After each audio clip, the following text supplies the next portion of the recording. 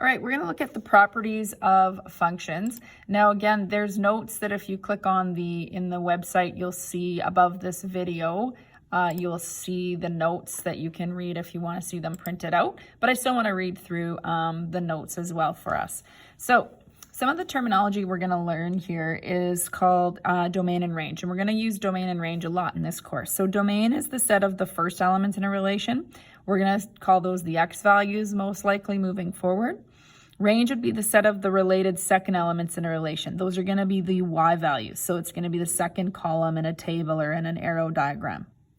So a function, the definition of a function, is a relation where each element in the domain is associated with exactly one element in the range. So we're going to look at this example below to just sort of review that.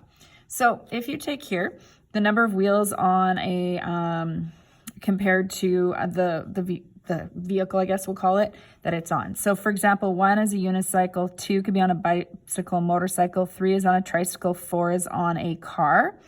So everything in this first column is called the domain. So we open up our squiggly brackets and we call that set notation, and we put in these numbers in numerical order. So 1, 2, 3, 4.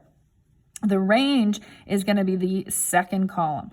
So we don't have numerical order, so we'll just list them in the order we see them if it's words. So we just listed this in here with those squiggly brackets, okay?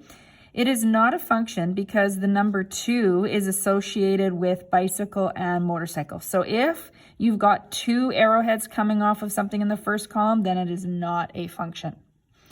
Let's say we have this written kind of in the reverse order where we write the vehicle first and then the number of wheels. So bicycle has this number of wheels, for example. Then the domain would be the first circle arrow here. And then in numerical order, 1 to 4 would be my range. Again, those squiggly brackets are important. Now this would be considered a function. Each element in the domain is associated with only one element in the range.